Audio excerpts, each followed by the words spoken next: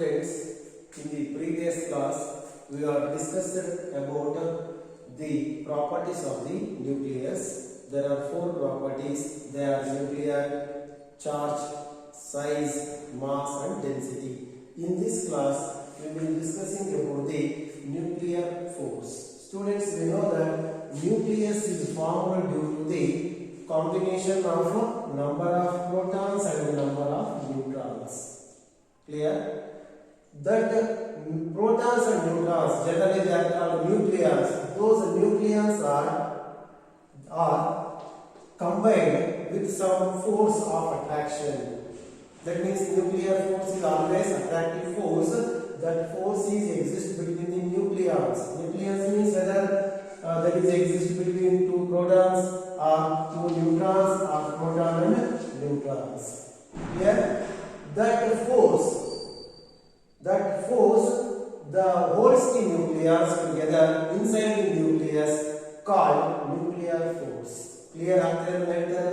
The nuclear force ಅಂದ್ರೆ ಏನು ಬೇಕಾಗುತ್ತಿದ್ರೆ ನಿಮಗೆ ಗೊತ್ತಿದೆ, ಪ್ರೋಟಾನ್ ಮತ್ತು ನ್ಯೂಟ್ರಾನ್ಸ್ ಒಂದು ಕಡೆ ಇರಬೇಕು. ಎಷ್ಟೋ ಪ್ರೋಟಾನ್ಸ್ ಎಷ್ಟೋ ನ್ಯೂಟ್ರಾನ್ಸ್ ಒಂದು ಕಡೆ ಇರಬೇಕು. ಅದರಲ್ಲಿ ಫೋರ್ಸ್ ಆಫ್ ಅಟ್ರಾಕ್ಷನ್ ಇರಬೇಕು.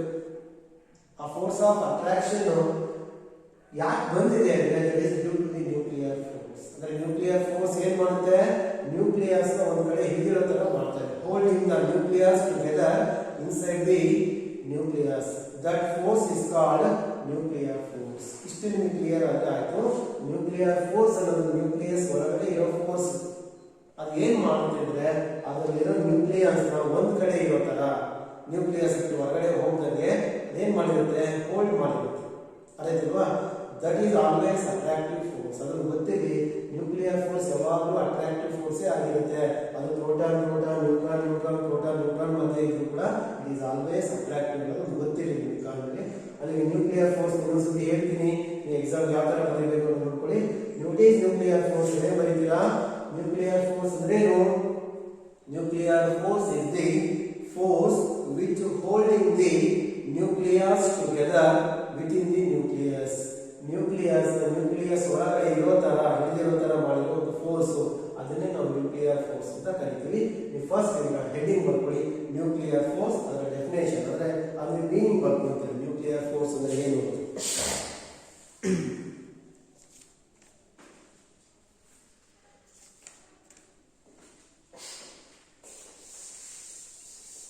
ಬರ್ಕೊಳ್ಳಿ. ನ್ಯೂಕ್ಲಿಯರ್ ಫೋರ್ಸ್ ಅಂದ್ರೆ ಏನು ಅಂತ. ದಿ ಫೋರ್ಸ್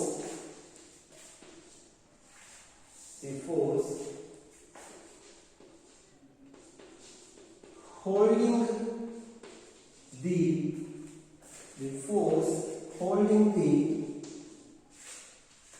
nucleons ಅಂದ್ರೆ protons ಮತ್ತು neutrons ಯಾವುದಾದರೂ ಇರಬಹುದು. The force holding the nucleons together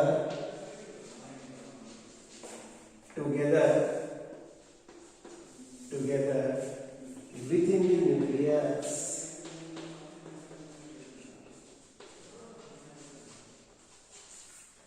The force holding ಹಿಡಿದುಕೊಂತಾ ಇದೆ ನ್ಯೂಕ್ಲಿಯಸ್ ಒಂದು ಕಡೆ ಹಿಡಿದುಕೊಂತಾ ಇದೆ. ಎಲ್ಲಿ ಅದು? that is within the nucleus is called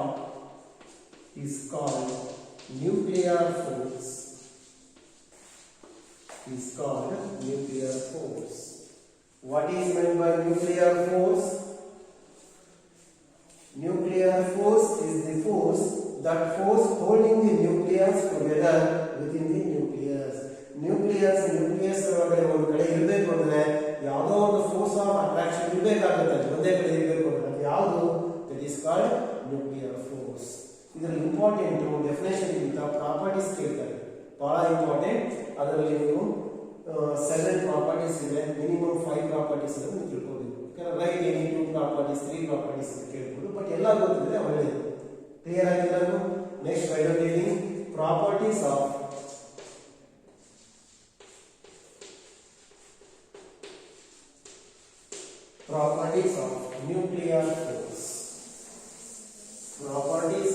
nuclear force. The nuclear force ಇದೆ ಅಂದ್ರೆ ಯಾವ ಪ್ರಾಪರ್ಟಿ ಇರುತ್ತೆ ನ್ಯೂಕ್ಲಿಯರ್ ಫೋರ್ಸ್ ಗೆ? ಎಕ್ಸಾಂಪಲ್ ಫಸ್ಟ್ ಇಯರ್ ಓದಿದ್ದೀರಾ, ಗ್ರಾವಿಟೇಷನಲ್ ಫೋರ್ಸ್ ಅದರ ಪ್ರಾಪರ್ಟೀಸ್ ಗೊತ್ತಿರುತ್ತೆ. ಎಲೆಕ್ಟ್ರೋಮ್ಯಾಗ್ನೆಟಿಕ್ ಫೋರ್ಸ್ ಅಂತ, strong and weak nuclear force ಅಂತ. ಮೇ ಬಿ ನಿಮಗೆ ರಿಕಾಲ್ ಮಾಡಿಕೊಂಡು ಗೊತ್ತಾಗ್ಬೋದು. ಜನರಲಿ ನಾನು ಹೇಳ್ತೀನಿ, ಎರಡು ಬಾಡೀಸ್ ಮಧ್ಯೆ, ಎರಡು ಮಾಸಸ್ ಮಧ್ಯೆ ಗ್ರಾವಿಟೇಷನಲ್ ಫೋರ್ಸ್ ಇರುತ್ತೆ. ಆ ಗ್ರಾವಿಟೇಷನಲ್ ಫೋರ್ಸ್ ಯಾವಾಗಲೂ ಯಾವ ತರ ಇರುತ್ತೆ, ಬಾಡೀಸ್ ಅಟ್ರಾಕ್ಟ್ ಮಾಡುತ್ತೆ, ರಿಪಲ್ ಮಾಡ್ತಾರೆ, ಯಾವಾಗಲೂ ಅಟ್ರಾಕ್ಟ್ ಮಾಡ್ತಾರೆ. ಆ ತರ ಇದಕ್ಕೊಂದು ಪ್ರಾಪರ್ಟಿ ಇರುತ್ತೆ. ಮತ್ತೆ ಗ್ರಾವಿಟೇಷನಲ್ ಫೋರ್ಸ್ ಸ್ಟ್ರೆಂತ್ ಇರುತ್ತೆ, ಗೊತ್ತಿದೆ ನಿಮಗೆ. ಬಹಳ ವೀಕೆಸ್ಟ್ ಯಾವುದು ನೇಚರ್ ಅಲ್ಲಿ ಗ್ರಾವಿಟೇಷನಲ್ ಫೋರ್ಸ್, ಆ ತರ ಇದಕ್ಕೊಂದು ಪ್ರಾಪರ್ಟಿ ಇರುತ್ತೆ, ಫೋರ್ಸ್ ಸ್ಟ್ರೆಂತ್ ಬೇಸಿಸ್ ಮೇಲೆ. ಅದೇ ತರ ರೇಂಜ್ ಗೊತ್ತಿರಬೇಕು ನಿಮಗೆ. ಕಂಪೇರ್ ಮಾಡ್ತಾ ಇದ್ದೀವಿ, ಗ್ರಾವಿಟೇಷನಲ್ ಫೋರ್ಸ್ ಗೆ ಲಿಮಿಟ್ ಇಲ್ಲ, range it has infinite range, but ಇದು ಲಿಮಿಟ್ ಇದೆ, ಎಷ್ಟಿದೆ ಆ ಡಿಸ್ಕಷನ್ಸ್ ಪ್ರಾಪರ್ಟೀಸ್ ಇದೆ. ಅಂದ್ರೆ ಇಲ್ಲಿ ಡಿಸ್ಕಸ್ ಮಾಡಬೇಕಾದ್ರೆ ಒನ್ ಬೈ ಒನ್ ಡಿಸ್ಕಸ್ ಮಾಡ್ತಾ ಹೋಗ್ತೀವಿ. ಕಂಪೇರ್ ಮಾಡಬೇಕಾದ್ರೆ ನಿಮ್ಗೆ ಗೊತ್ತಾಗುತ್ತೆ ಯಾವ್ದು ವೀಕ್, ಯಾವ್ದು ಸ್ಟ್ರಾಂಗ್, ಯಾವ್ದು ಇನ್ಫೈನೈಟ್, ಯಾವ್ದು ಫೈನೈಟ್ ಅಂತ ಅಡಿಷನಲ್ ಪ್ರಾಪರ್ಟೀಸ್ ಕೇಳ್ಕೊಂತ ಹೋಗುತ್ತೆ. ಎಕ್ಸಾಂಪಲ್ ಇನ್ನೊಂದು ಹೇಳ್ತೀನಿ, ಇಂಪಾರ್ಟೆಂಟ್ ಇದು. Gravitational force is act between the two masses, that is the line joining the two masses, center of the two masses. ಎರಡು masses ಸೆಂಟರ್ ಜಾಯಿನ್ ಮಾಡೋ line ಇರುತ್ತಲ್ಲ, along that line gravitational force act ಆಗ್ತಾ ಇರುತ್ತೆ. But nuclear force ಆ ತರ act ಆಗ್ತಾ ಇರಲ್ಲ. ಅದಕ್ಕೆ ಇದನ್ನ ನಾನ್ ಸೆಂಟ್ರಲ್ ಫೋರ್ಸ್ ಅಂತ ಕರಿತೀವಿ. ಅದೇ ಗ್ರಾವಿಟೇಷನಲ್ ಫೋರ್ಸ್ ನ ಸೆಂಟ್ರಲ್ ಫೋರ್ಸ್ ಅಂತ ಕರಿತೀವಿ. ಅದನ್ನ ರೀಸನ್ಸ್ ಎಕ್ಸ್ಪ್ಲೈನ್ ಮಾಡ್ತಾ ಹೋಗ್ತಾ ಇರ್ತೀವಿ ನಾವು one by one. Properties of the nuclear force, first one ಒಂದೊಂದೇ ನಾನು ಹೇಳ್ತಾ ಎಕ್ಸ್ಪ್ಲೈನ್ ಮಾಡ್ತಾ ಹೋಗ್ತಾ ಇರ್ತೀನಿ, ನೀವು ಬರ್ಕೊಂತಾ ಇರಬೇಕು.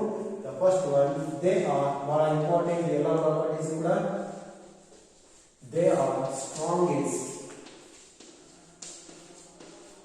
They are strongest force in nature. Students, we know that the weakest force in nature is gravitational force, and also strongest force is a nuclear force. ಅದನ್ನು compare ಮಾಡಿ ಹೇಳ್ತೀನಿ ನೋಡಿ. ಈ ಬ್ರಾಕೆಟ್ ಅಡಿಷನಲ್ ಬರ್ಕೊಳ್ಳಿ, ಯೂಸ್ ಆಗುತ್ತೆ. ಗ್ರಾವಿಟೇಷನಲ್ ಫೋರ್ಸ್ ಕಂಪೇರ್ ಮಾಡ್ತಾ ಇದ್ದೀನಿ. Next electromagnetic force ನೀವು ಓದಿದ್ದೀರಾ ಫಸ್ಟ್ ಇಯರ್ ಅಲ್ಲಿ. ಈಗ ನೀವು ಡಿಸ್ಕಸ್ ಮಾಡ್ತಾ ಇರೋದು ಯಾವುದು, ನ್ಯೂಕ್ಲಿಯರ್ ಫೋರ್ಸ್. ನೀವು ಕಂಪೇರ್ ಮಾಡಿದ್ರೆ ನೋಡ್ಕೊಳ್ಳಿ, ಇದು ನಿಯರ್ಲಿ 1 ಅಂತ ತಗೊಳ್ತಾ ಇದೆ, ಅರ್ಥಾಯ್ತಲ್ವಾ, ಈ ರೇಂಜ್ ಅಲ್ಲಿ. ಇದು ಕಂಪೇರ್ ಮಾಡಿದಾಗ 10⁻36, ಇದು ನೋಡ್ಕೊಳ್ಳಿ ಇನ್ನೂ ಜಾಸ್ತಿ ಇರುತ್ತೆ, 10⁻38. ಅಲ್ಲಿಗೆ ಗ್ರಾವಿಟೇಷನಲ್ ಫೋರ್ಸ್ ನೋಡಿ ವೀಕೆಸ್ಟ್ ಫೋರ್ಸ್ ನೇಚರ್ ಅಲ್ಲಿ ಆಗುತ್ತೆ, ನ್ಯೂಕ್ಲಿಯರ್ ಫೋರ್ಸ್ ಸ್ಟ್ರಾಂಗ್. ಇಂಗ್ಲಿಷ್ ಗೊತ್ತಿರಲಿ. ಫಸ್ಟ್ ಪ್ರಾಪರ್ಟಿ ಏನ್ ಹೇಳ್ತಾರೆ, strength. The nuclear force is strongest force in nature.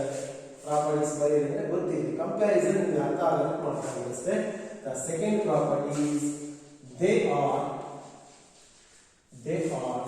Short range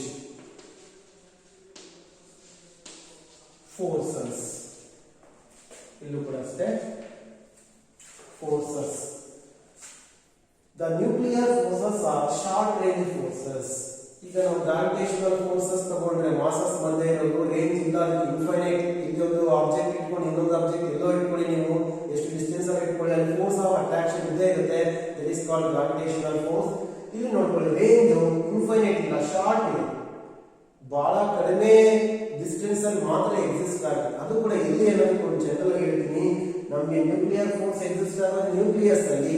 ಆ ನ್ಯೂಕ್ಲಿಯಸ್ ನ ರೇಂಜ್ ಎಷ್ಟಿದೆಯೋ ಅಷ್ಟರಲ್ಲಿ ಮಾತ್ರನೇ ಇರುತ್ತೆ ನ್ಯೂಕ್ಲಿಯಸ್. ಅದಕ್ಕೆ ಅದನ್ನ ಶಾರ್ಟ್ ರೇಂಜ್ ಅಂತ ಕರೀತಾ ಇದ್ವಿ. ಹಾಗಾದ್ರೆ ಎಷ್ಟಿರ್ಬೋದು ನ್ಯೂಕ್ಲಿಯಸ್ ಸೈಜ್ ಅಂತ ಗೊತ್ತಿದೆಯಲ್ವಾ, 1 ಫರ್ಮಿ 10⁻−15 ಮೀಟರ್ಸ್ ಇದೆ. ಆ ರೇಂಜ್ ಅಲ್ಲಿ ಅಪ್ರಾಕ್ಸಿಮೇಟ್ ಆ ರೇಂಜ್ ಅಲ್ಲಿ ಮಾತ್ರ ನಮಗೆ ನ್ಯೂಕ್ಲಿಯಸ್ ಇರುತ್ತೆ, ಮತ್ತು ಆ ನ್ಯೂಕ್ಲಿಯಸ್ ಮತ್ತೆ ನ್ಯೂಕ್ಲಿಯರ್ ಫೋರ್ಸ್ ಇರುತ್ತೆ. ಅಲ್ಲಿ ನಿಮಗೆ ಕ್ಲಿಯರ್ ಐಡಿಯಾ ಸಿಕ್ಕಿರ್ಬೋದು. Nuclear force short range force ಆಗಿದೆ, ಜಸ್ಟ್ ನ್ಯೂಕ್ಲಿಯಸ್ ಮಾತ್ರ ಇರುತ್ತೆ ಅಂದ್ರೆ ಅದರ ರೇಂಜ್ ಎಷ್ಟಿರುತ್ತೆ, it is of the order, ಬರ್ಕೊಂಡಿರಿ ಶಾರ್ಟ್ ರೇಂಜ್ ಅಂತ ಗೊತ್ತಿರಿ, it is of the order 10⁻−15 metre. ಈ ತರ ಥಿಂಕ್ ಮಾಡಿ ಬರೀಬೇಕಾಗುತ್ತೆ. ಬಹಳ ಕಡಿಮೆ ರೇಂಜ್ ಅಲ್ಲಿ ಇರುತ್ತೆ ಅಂದ್ರೆ ಅದು ಎಷ್ಟಿರ್ಬೋದು, 10⁻−15.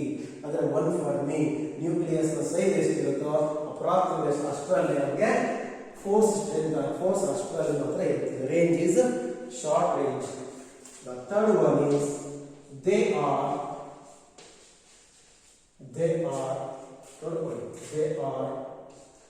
ಸ್ಯಾಚುರೇಟೆಡ್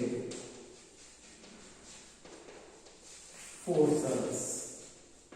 ಜನರಲಿ ನಿಮಗೆ ಸ್ಯಾಚುರೇಷನ್ ಮೀನಿಂಗ್ ಗೊತ್ತಿರುತ್ತೆ, ಅಲ್ವಾ? ಆ ಸ್ಯಾಚುರೇಷನ್ ಇಲ್ಲಿ ಅಪ್ಲೈ ಆಗುತ್ತೆ ಅಂತ ಹೇಳಿ ನೋಡಿ. ನ್ಯೂಕ್ಲಿಯಸ್ ಇದೆ ನಮ್ಮಲ್ಲಿ, ಒಂದು ನ್ಯೂಕ್ಲಿಯಸ್ ತಗೊಂಡ್ರೆ number of protons, number of neutrons ಇರುತ್ತೆ. ಬಟ್ ಎಲ್ಲದೂ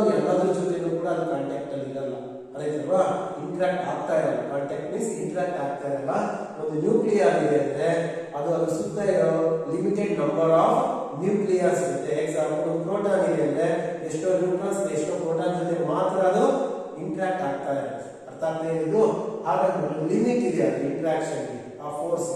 ಹಾಗಾಗಿ ಇದನ್ನ ಸ್ಯಾಚುರೇಟೆಡ್ ಫೋರ್ಸ್ ಅಂತ ಕರೀತಾರೆ. ಕ್ಲಿಯರ್ ಆಗ್ತಿಲ್ವಾ? ಲಿಮಿಟ್ ಇದೆ, ಸ್ಯಾಚುರೇಷನ್ ಪಾಯಿಂಟ್ ಇದೆ ಅಂತ ಹೇಳ್ತಾ ಇದೀವಿ. ಬರ್ಕೋಬಹುದಾದ್ರೆ ಸ್ಯಾಚುರೇಷನ್ ಯಾಕೆ ಅಂದ್ರೆ ಬರ್ಕೊಳ್ಳಿ, each nuclear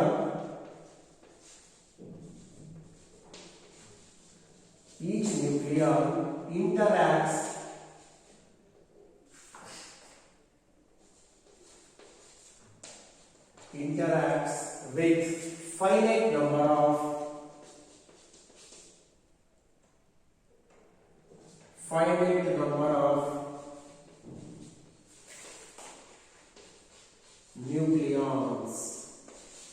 nucleons around it.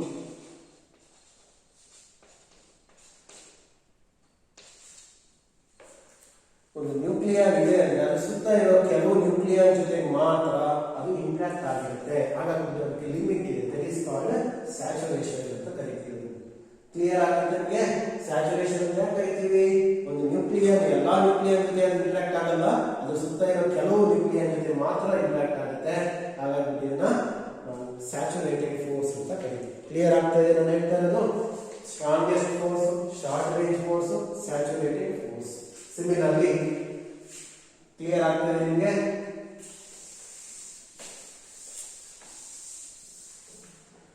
Fourth one,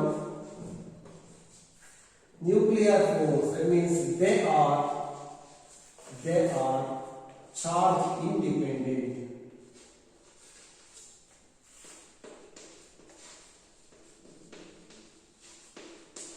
Charge independent ಅಂತ ಹೇಳ್ತಾರೆ. ಅಂದ್ರೆ ನ್ಯೂಕ್ಲಿಯಸ್ ಅಲ್ಲಿ ಇರೋ ಪಾರ್ಟಿಕಲ್ಸ್ ಅದು ಒಂದು ಪ್ರೋಟಾನ್ ಮತ್ತೆ ಒಂದು ನ್ಯೂಟ್ರಾನ್. ಪ್ರೋಟಾನ್ ಗೆ ಯಾವ ಚಾರ್ಜ್ ಇದೆ? ಪಾಸಿಟಿವ್ ಚಾರ್ಜ್ ಇದೆ. ನ್ಯೂಟ್ರಾನ್ ಗೆ ಚಾರ್ಜ್ ಇಲ್ಲ. ಚಾರ್ಜ್ ಇದೆ, ಪಾಸಿಟಿವ್ ಚಾರ್ಜ್ ಇಲ್ಲ. ಆದ್ರೂ ಕೂಡ ಈ ಫೋರ್ಸ್ ಅಲ್ಲಿ ಯಾವುದೇ ರೀತಿ ಚೇಂಜಸ್ ಇರಲ್ಲ. ಎಕ್ಸಾಂಪಲ್ ನಾನು ಕೊಡೋದೇನು ಹೇಳಿ, ನನ್ನ ಹತ್ರ ಒಂದು ಪ್ರೋಟಾನ್ ಮಧ್ಯೆ ಇರೋ ಫೋರ್ಸ್ ಕ್ಯಾಲ್ಕುಲೇಟ್ ಮಾಡಿ ನೋಡ್ತೀನಿ. ಒಂದು ನ್ಯೂಟ್ರಾನ್ ಇನ್ನೊಂದು ನ್ಯೂಟ್ರಾನ್ ಮಧ್ಯೆ ಇರೋ ಕ್ಯಾಲ್ಕುಲೇಷನ್ ಮಾಡ್ತೀನಿ ಫೋರ್ಸ್ ನ. ಒಂದು ಪ್ರೋಟಾನ್ ಒಂದು ನ್ಯೂಟ್ರಾನ್ ಮ್ಯಾಕ್ಸಿಮಮ್ ನೀವು ಪೇರ್ಸ್ ತಗೋಬಹುದು. ಎಷ್ಟು ಪ್ರೋಟಾನ್ ಇರಲಿ ನ್ಯೂಟ್ರಾನ್ ಇರಲಿ ನೋಡ್ಬೇಕಾದ್ರೆ ಗೊತ್ತಾಗುತ್ತೆ. ಪ್ರೋಟಾನ್ ಮಧ್ಯೆ ಇರೋ ಫೋರ್ಸ್, ನ್ಯೂಟ್ರಾನ್ ಮಧ್ಯೆ ಇರೋ ಫೋರ್ಸ್. ಒಂದು ಪ್ರೋಟಾನ್ ನೋಡಿ ಎರಡು ಪಾಸಿಟಿವ್ ಚಾರ್ಜ್ ಇದೆ, ಇವೆರಡಕ್ಕೂ ಚಾರ್ಜೇ ಇಲ್ಲ. ಇಲ್ಲೊಂದು ಪಾಸಿಟಿವ್ ಚಾರ್ಜ್ ಅದಕ್ಕೆ ಚಾರ್ಜ್ ಇಲ್ಲ. ಬಟ್ ನಾನು ಫೋರ್ಸ್ ಕ್ಯಾಲ್ಕುಲೇಟ್ ಮಾಡ್ತೀನಲ್ವಾ, ಇಲ್ಲಿ FPP ಅಂತ ತಗೊಂತೀನಿ, ಇಲ್ಲಿ FNN ಅಂತ ತಗೊಂತೀನಿ, ಇಲ್ಲಿ FPN ಅಂತ ತಗೊಂತೀನಿ. Force between two neutrons, force between two protons, force between proton and neutron. But these are all forces are same.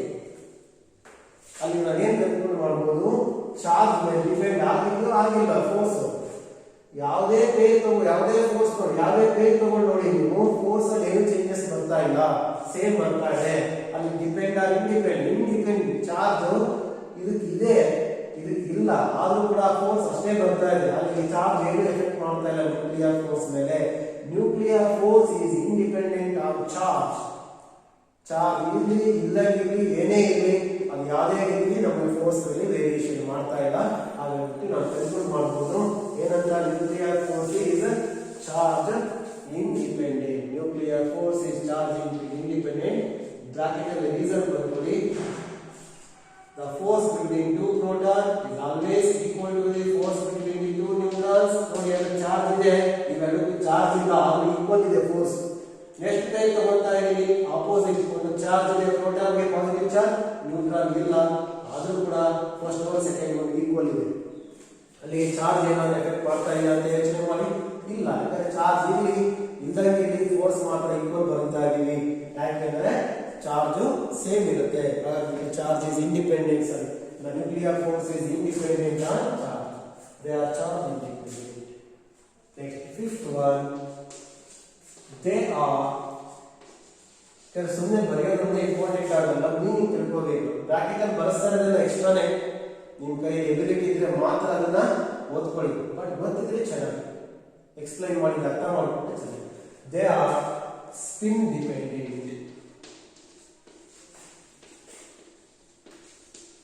They are spin dependent. ಇದನ್ನ ನಾನು ಎಕ್ಸ್ಪ್ಲೈನ್ ಮಾಡ್ತೀನಿ. ಚಾರ್ಜ್ ಮೇಲೆ ಡಿಪೆಂಡ್ ಆಗಿಲ್ಲ ಪ್ರೂವ್ ಆಯಿತು. ಸ್ಪಿನ್ ಡಿಪೆಂಡೆಂಟ್ ಅಂತ ಹೇಳ್ತಾ ಇದೀನಿ. ಎಕ್ಸ್ಪ್ಲೈನ್ ಮಾಡ್ತೀನಿ ನೋಡಿ. ಫಸ್ಟ್ ಇಲ್ಲಿ ನಾನು ಒಂದು ಪಾರ್ಟಿಕಲ್ ತಗೊಂಡಿದ್ದೀನಿ, whether it is proton or neutron. ಅದಕ್ಕೆ ಒಂದು ಕಡೆಗೆ ಸ್ಪಿನ್ ಇದೆ ಆಯ್ತಲ್ಲ. ಇನ್ನೊಂದು ಪಾರ್ಟಿಕಲ್ ತಗೊಂತೀನಿ, ಅದೇ ಕಡೆಗೆ ಸ್ಪಿನ್ ಇದೆ. ಇದನ್ನ ನಾವು ಯಾವ ಸ್ಪಿನ್ ಅಂತ ಕರಿತೀವಿ? ಕೆಮಿಸ್ಟ್ರಿ ಸ್ವಲ್ಪ ಬಗ್ಗೆ ಇರಬಹುದು, ಐಡಿಯಾ ಇರಬಹುದು. ಪ್ಯಾರಲಲ್ ಸ್ಪಿನ್, ಸೇಮ್ ಡೈರೆಕ್ಷನ್ ಅಲ್ಲಿ ಸ್ಪಿನ್ ಇದೆ ಪ್ಯಾರಲಲ್ ಸ್ಪಿನ್. ನೆಕ್ಸ್ಟ್ ಆಪೋಸಿಟ್ ಆಗಿ ಇದರ ಸ್ಪಿನ್ ಇದೆ, ಇದನ್ನ ಆಂಟಿ ಪ್ಯಾರಲಲ್ ಸ್ಪಿನ್ ಅಂತ ಕರೀತೀವಿ. ಗೊತ್ತಿರಬೇಕು ನಿಮಗೆ. ಫಸ್ಟ್ ನಾನು ತಗೊಂಡ ನ್ಯೂಕ್ಲಿಯರ್ ಸ್ಪಿನ್ ಒಂದೇ ಕಡೆ ಇದ್ರೆ ಪ್ಯಾರಲಲ್ ಸ್ಪಿನ್ ಆಗುತ್ತೆ, ಆಪೋಸಿಟ್ ಆಗಿದ್ರೆ ಆಂಟಿ ಪ್ಯಾರಲಲ್ ಸ್ಪಿನ್. ಗೊತ್ತಿರಬಹುದು, ನಾನು ಅನ್ಕೊಂಡಿದ್ದೀನಿ. ಈ ತರ ಪ್ಯಾರಲಲ್ ಮತ್ತೆ ಆಂಟಿ ಪ್ಯಾರಲಲ್ ಸ್ಪಿನ್ ಫೋರ್ಸ್ ಮೇಲೆ ಎಫೆಕ್ಟ್ ಮಾಡುತ್ತೆ. ನ್ಯೂಕ್ಲಿಯರ್ ಫೋರ್ಸ್ ಮೇಲೆ ನೋಡಿ, ಚಾರ್ಜ್ ಏನು ಎಫೆಕ್ಟ್ ಮಾಡಲಿಲ್ಲ. ಚಾರ್ಜ್ ಏನೇ ಇದ್ರೂ ಕೂಡ ನಮಗೆ ಫೋರ್ಸ್ ಅಲ್ಲಿ ಏನು ಚೇಂಜ್ ಆಗಲಿ, ಈಕ್ವಲ್ ಆಗಿ ಬರ್ಬಿಟ್ಟಿದೀವಿ. ಬಟ್ ಇಲ್ಲಿ ಚೇಂಜಸ್ ಇರುತ್ತೆ. ಯಾವ ತರ ನಾನು ಹೇಳ್ತೀನಿ ನೋಡಿ. ನಾನು ಎರಡು ನ್ಯೂಕ್ಲಿಯರ್ ತಗೊಂಡಿದ್ದೀನಿ, ಅವೆರಡು ನ್ಯೂಕ್ಲಿಯರ್ಗೆ ಒಂದೇ ಕಡೆ ಸ್ಪಿನ್ ಇದ್ರೆ ಅದನ್ನ ಪ್ಯಾರಲಲ್ ಸ್ಪಿನ್ ಅಂತ ತಗೊಂತೀವಿ. ಆ ಸ್ಪಿನ್ ಇದ್ದಾಗ ನನಗೆ ಬರೋ ಫೋರ್ಸ್, ಎಕ್ಸಾಂಪಲ್ ನಾನು force between the parallel spin ಬರೀತೀನಿ. ಅಂದ್ರೆ ಪ್ರೋಟಾನ್ ಅಲ್ಲ, ಇಲ್ಲಿ ಪ್ಯಾರಲಲ್. ಗೊತ್ತಾಗಿದೆ. ಎರಡು ಪಾರ್ಟಿಕಲ್ ಮಧ್ಯೆ, ನ್ಯೂಕ್ಲಿಯಸ್ ಮಧ್ಯೆ ಪ್ಯಾರಲಲ್ ಸ್ಪಿನ್ ಇದೆ, ಫೋರ್ಸ್ ನಾನು ಎಫ್ ಪ್ಯಾರಲಲ್ ಅಂತ ಬರ್ತೀನಿ. ಅದೇ ಎರಡು ಪಾರ್ಟಿಕಲ್ ಮಧ್ಯೆ ನಾನು ಫೋರ್ಸ್ ನೋಡ್ತೀನಿ, ಒಂದಕ್ಕೆ ಮತ್ತು ಅನ್ನೋದಕ್ಕೆ ಆಪೋಸಿಟ್ ಇದೆ ಸ್ಪಿನ್, ಆಂಟಿ ಪ್ಯಾರಲಲ್ ತಗೊಳ್ತೀನಿ. ಅವಾಗ ನಾನು ಫೋರ್ಸ್ ನ ಎ ಎನ್ ಟಿ ಅಂತ ತಗೋತೀನಿ. ಆಂಟಿ ಪ್ಯಾರಲಲ್ ಇರೋ ಸ್ಪಿನ್ ಇರೋ ಪಾರ್ಟಿಕಲ್ ಮಧ್ಯೆ ನಾವು ನೋಡಿದ್ರೆ ಯಾವಾಗ ಇಂತಾನೆ ಇರುತ್ತೆ ಫೋರ್ಸ್. ಅದನ್ನೇ ಡಿಪೆಂಡ್ ಅಂತ ಹೇಳ್ತಾರೆ.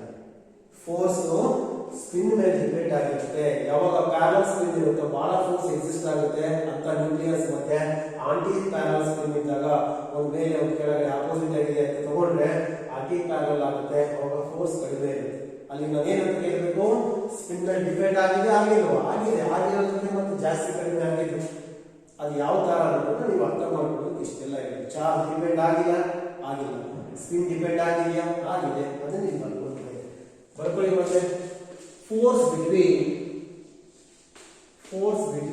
two nucleons, force between two nucleons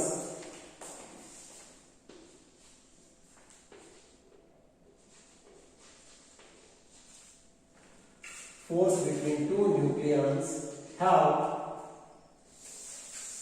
force between two nucleons have parallel spin.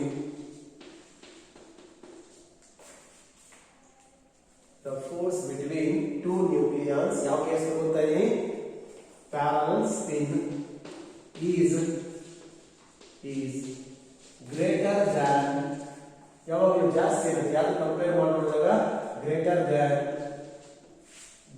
than anti parallel spin.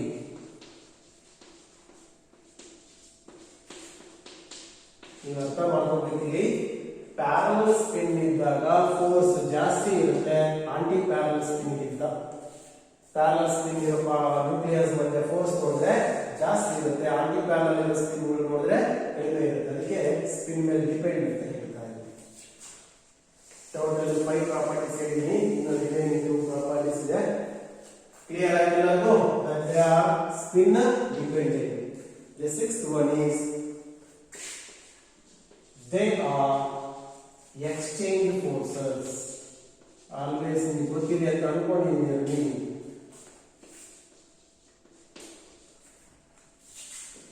They are exchange forces. I think already you are learning in first year. The gravitational force is exchange force because the gravitational force is due to the exchange of gravitons. Clear ಆಗ್ತಾ ಇದೆಯಾ? Electromagnetic force is due to the exchange of photons, intermediate particles ಬಗ್ಗೆ ಹೇಳ್ತಾ ಇದೆ. ಹಾಗೆ ಇದನ್ನು ನೀವು ಓದಿದ್ದೀರಾ. Nuclear force is exchange force because the force is due to the exchange of the pi mesons. ಒಂದು ಪ್ರೋಟಾನ್ ಮಧ್ಯೆ ಅಥವಾ ಒಂದು ನ್ಯೂಟ್ರಾನ್ ಮಧ್ಯೆ, ಪ್ರೋಟಾನ್ ಯಾವುದೇ ಟೈಪ್ ತಗೊಳ್ಳಿ, PP, NNR, NP, ಅಲ್ಲಿ ಎಕ್ಸ್ಚೇಂಜ್ ಆಗ್ತಾ ಇರುತ್ತೆ ಕಂಟಿನ್ಯೂಸ್. ಏನಾಗ್ತಾ ಇರುತ್ತೆ ಅಂದ್ರೆ that is pi mesons. What are the exchanging particle in nuclear force? Pi mesons. First year ನೀವು ಓದಿದ್ದೀರಾ, ಅದನ್ನ ನಾನು ಕನ್ಕ್ಲೂಡ್ ಮಾಡ್ತಾ ಇದ್ದೀನಿ. ಹಾಗಾಗಿ exchange of the elementary particles ಇದೆ ಇಲ್ಲಿ. ಅದು ಯಾವ ಎಲಿಮೆಂಟರಿ ಪಾರ್ಟಿಕಲ್ ಅನ್ನೋದು ನಾನು ಹೇಳ್ತಾ ಇದ್ದೀನಿ. Nuclear force is exchange force because this is due to the exchange exchange of the elementary particles such as pi measures between the nucleus. ಯಾವ nuclear proton proton neutron neutron proton neutron ಯಾರಾದ್ರೂ ತಗೋಬಹುದು example ಒಂದು ಬರ್ಕೋಬಹುದಲ್ಲ. ಯಾಕೆ ಈ exchange force ಅಂತ ಏನಂತೀರಾ? Due to ನಾನು short cut ಹೇಳ್ತೀನಿ, ಡ್ಯೂ ಟು ಎಕ್ಸ್ಚೇಂಜ್ ಆಫ್ ಯಾವ ಎಕ್ಸ್ಚೇಂಜ್ ಆಗ್ತಾ ಇರುತ್ತೆ ಅಂತ ಹೇಳ್ತಾ ಇದ್ದೀನಿ ನಾನು, pi mesons between nucleons. Nucleons ಮಧ್ಯ ಮೆಸರ್ಸ್ ಪೈ ಮೆಸರ್ಸ್ ಇದರಲ್ಲಿ ಟೈಪ್ಸ್ ಇದೆ, pi plus pi minus pi 0 ಅಂತ ಬರುತ್ತೆ. ಜಸ್ಟ್ ನಿಮ್ಗೆ ಇಷ್ಟು ಇವನ್ನ ಪಯಾಮ್ಸ್ ಅಂತ ಕರಿತೀವಿ, ಪೈ ಮೆಸರ್ಸ್ ನ ಪಯಾಮ್ಸ್ ಅಂತ ಕರೀಬಹುದು. ಇಷ್ಟು ಬರ್ಕೊಳ್ಳಿ ನಿಮ್ಗೆ ಸಾಕಾಗುತ್ತೆ. ಎಕ್ಸ್ಚೇಂಜ್ ಫೋರ್ಸ್ ಆಗಿದೆ ನ್ಯೂಕ್ಲಿಯರ್ ಫೋರ್ಸ್. ಯಾಕೆಂದ್ರೆ ಏನ್ ಹೇಳ್ತೀರಾ, ಅಲ್ಲಿ ನ್ಯೂಕ್ಲಿಯಸ್ ಮಧ್ಯ ಪೈ ಮೆಸರ್ಸ್ ಎಕ್ಸ್ಚೇಂಜ್ ಆಗ್ತಾ ಇರುತ್ತೆ, ಹಾಗಾಗಿ ಇದನ್ನ ಎಕ್ಸ್ಚೇಂಜ್ ಫೋರ್ಸ್ ಅಂತ ಕರೀತೀವಿ. ದಿ ಲಾಸ್ಟ್ ಒನ್ ನಾನು ಕಾನ್ಸೆಪ್ಟ್ ಹೇಳಿದೆ ನಿಮಗೆ, ಯಾವಾಗಲೂ ಕೂಡ ಗ್ರಾವಿಟೇಷನಲ್ ಫೋರ್ಸ್ ಅನ್ನೋದು ಈ ತರ ಆಗ್ತಾ ಇರುತ್ತೆ. ನಾನು ಎಕ್ಸ್ಪ್ಲೈನ್ ಮಾಡ್ತಾ ಇದ್ದೀನಿ. ಎರಡು ಮಾಸಸ್ ಇದೆ, ಮಾಸಸ್ ಮಧ್ಯೆ ಫೋರ್ಸ್ ಯಾವಾಗಲೂ ಈ ತರ ಇದೆ, ಅಟ್ರಾಕ್ಟಿವ್ ಇರುತ್ತೆ, ಅರ್ಥ ಇದಲ್ವಾ? ಆ ಅಟ್ರಾಕ್ಟಿವ್ ಫೋರ್ಸ್ ಸಾರಿ ಒಂದ್ ಕಡೆ ಬರೀಬೇಕಲ್ವಾ, ಈ ಅಟ್ರಾಕ್ಟಿವ್ ಫೋರ್ಸ್ ಏನಿರುತ್ತಲ್ವಾ, attractive force, so that force, gravitational force is always acting along the line joining the centers of the mass. ಎರಡು masses ನ center ನ join ಮಾಡೋ line ಇದೆಯಲ್ಲ, along that line the gravitational force is acted, therefore that is called central force. Central force ಅಂತ ಕರೀತೀವಿ gravitational force. But nuclear force, example ಇದನ್ನ ಒಂದು mass ಅಂತ ತಗೊಂಡು ಒಂದು ಪ್ರೋಟಾನ್ ತಗೊಂತೀನಿ, ಇನ್ನೊಂದು ನ್ಯೂಟ್ರಾನ್ ತಗೊಂತೀನಿ, ಇದು ನ್ಯೂಕ್ಲಿಯಸ್ ಅಲ್ಲಿ ಎಕ್ಸಿಸ್ಟ್ ಆಗ್ತಾ ಇರೋ ಫೋರ್ಸ್. ಪ್ರೋಟಾನ್ ನ್ಯೂಟ್ರಾನ್ ಅಂದ್ರೆ ಈಗ ಹೊರಗಡೆ ಅಲ್ಲ, ನ್ಯೂಕ್ಲಿಯಸ್ ಅಲ್ಲಿ ಅಂದ್ರೆ ನ್ಯೂಕ್ಲಿಯರ್ ಫೋರ್ಸ್. ಈ ನ್ಯೂಕ್ಲಿಯರ್ ಫೋರ್ಸ್ ಇದೇ ತರ ಆಕ್ಟ್ ಆಗಲ್ಲ. ಯಾವಾಗಲೂ ಕೂಡ gravitational force the light joining two centres of the masses ಅದೇ ತರ ಜಾಗ್ತಾ ಆಗ್ತಾ ಇರುತ್ತಾ. But nuclear force central force ಅಲ್ಲ, ನಾನ್ ಸೆಂಟ್ರಲ್ ಫೋರ್ಸ್. ಈ ತರ ಆಕ್ಟ್ ಆಗಲ್ಲ, ಅದು ಯಾವ ಡೈರೆಕ್ಷನ್ ಅಲ್ಲಿ ಇರಬಹುದು, ಅರ್ಥ ಆಗ್ತಿಲ್ಲ? therefore ನೀವು ಕನ್ಕ್ಲೂಷನ್ ಗೆ ಬರಬೇಕು, gravitational force is A central force but nuclear force is non central force. ಯಾಕೆ ನಾನ್ ಸೆಂಟ್ರಲ್ ಅಂದ್ರೆ ಈ ತರ ಆಕ್ಟ್ ಆಗ್ತಾ ಇಲ್ಲ, ಅದನ್ನ ಎಕ್ಸ್ಪ್ಲನೇಷನ್ ಬರೀತೀರಲ್ಲ, ಬರ್ಕೊಳ್ಳಿ ಮತ್ತೆ ನೋಡೋಣ. ಎಕ್ಸ್ಪ್ಲೈನ್ ಮಾಡ್ತಾ ಹೋಗ್ತೀನಿ ನೋಡಿ. They are, that means nuclear force, they are non central forces. They are non-central forces. Non-central forces. ಯಾಕೆ ಅದು ನಾನ್ ಸೆಂಟ್ರಲ್ ಅಂತ ಅರ್ಥ ಆಗಬೇಕಲ್ವಾ? ಬಿಕಾಸ್ ಯಾಕೆ ನಾನ್ central? they do not act along the line.